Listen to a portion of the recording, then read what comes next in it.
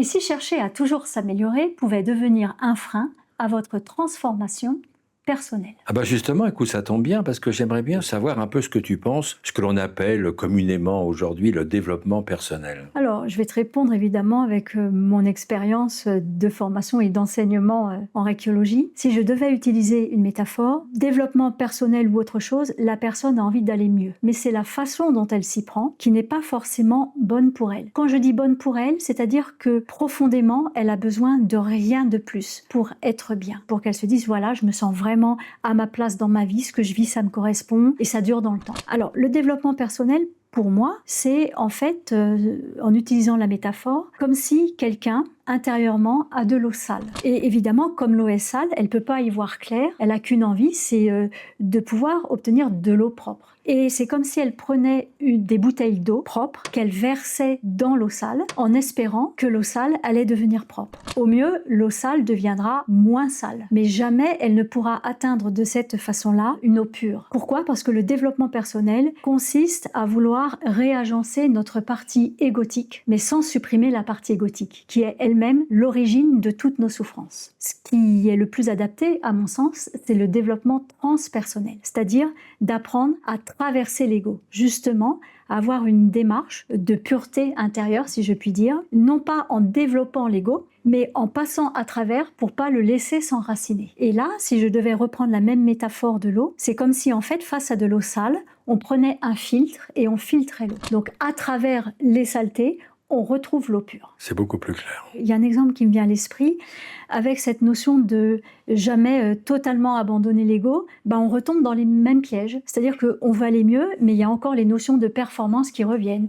Il faut aller mieux. Comme l'ego n'est jamais complètement disparu, même si on essaie de mettre en place quelque chose de nouveau, c'est toujours entre guillemets vicié, parce qu'on reprend les mauvais travers, mais avec une nouvelle situation. Ah oui, alors finalement, je vois très très très bien. Pour moi, plus on va prendre du développement personnel, plus on va être quelque part à côté de soi-même, même si on fait des choses très bien. Le problème, c'est faire des choses très bien, mais en concordance avec soi-même, et non pas de faire des choses très bien, en disant « ça, c'est forcément mieux ». Alors que le côté transpersonnel, ça fait appel à sa profondeur intérieure, que nous, on peut appeler et qu'on appelle le spirituel. Le spirituel laïque, c'est-à-dire donner du vrai sens à sa vie. Quand on fait du développement personnel, la seule chose qu'on a envie, c'est d'être bien, de profiter de la vie, d'être bien dans ce que l'on vit. Et en fait, ça se gagne pas en rajoutant des choses, mais en retrouvant qui on est. Donc pour moi, c'est de réduire le décalage entre qui je suis vraiment, et on découvre, et moi je l'ai vu quand j'étais en formation avec toi, et puis je le vois maintenant avec les élèves aussi, au fur et à mesure de la formation, ils découvrent qui ils sont vraiment. C'est-à-dire que cette partie d'eux-mêmes qui est plus vraie, avec laquelle ils se sentent plus en accord, n'arrive pas à s'exprimer dans leur quotidien. Donc ils se dévoilent à ce niveau-là, c'est-à-dire qu'ils enlèvent, entre guillemets, toutes les couches qui les séparent de cette partie que tu as appelée cette partie spirituelle. Parce que c'est en fait quand on arrive à être en phase complètement dans sa vie avec qui on est vraiment, et bien en fait on mène la vie qui nous correspond, et c'est là où on donne du sens à ce que l'on vit. Parce que si on a une vie qui ne correspond pas à qui on est vraiment intérieurement, on va faire des choses, mais voilà, sans véritable implication ou sans profiter pleinement, c'est-à-dire sans être complètement en accord ou en paix avec soi-même dans ce que l'on vit. Et en fait, c'est ça le spirituel, c'est la personne, quelque part, elle est séparée en deux. Il y a d'une part qui elle est vraiment, elle a cette méconnaissance par moment d'elle-même, ou des fois elle a cette connaissance d'elle-même, mais elle n'ose pas le montrer parce qu'entre guillemets, c'est pas politiquement correct dans notre société. Donc, elle va mettre en place des choses dans sa vie qui peuvent être plus ou moins en décalage avec qui elle est profondément. Et plus cet écart est fort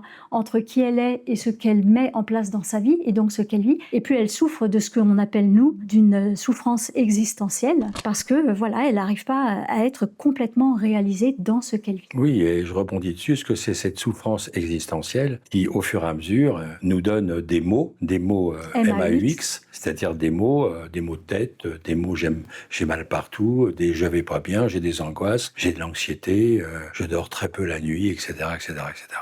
Oui, cette souffrance existentielle nourrit tout cela, les insomnies, le stress, etc. C'est ça. Et en fait, nous, dans notre société, on a surtout appris à vouloir combattre cela. Alors que de la façon dont on fonctionne, tout ce qui est stress, douleur, de somatisation, insomnie, angoisse, émotion, ce sont que, entre guillemets, des appels intérieurs à mieux nous connaître, à mieux nous écouter, en nous disant, tiens, regarde, c'est par là que tu dois passer si tu veux résoudre ton problème. C'est ça. Et nous, on essaie de leur taper dessus pour étouffer cela. Ce qui amplifie, en fait, le problème, parce que la souffrance existentielle n'est pas arrêtée à la racine, Bien sûr. et donc elle continue à se développer. Si elle ne peut plus passer dans un sens côté angoisse, elle va passer dans l'autre sens côté insomnie. Et voilà pourquoi les gens courent toute leur vie à vouloir gérer ou apaiser leurs symptômes, mais tant qu'ils n'ont pas enlevé la racine, ça reviendra toujours sous une forme ou sur une autre. Alors la souffrance existentielle, c'est peut-être un terme avec lequel vous n'êtes pas forcément très familier.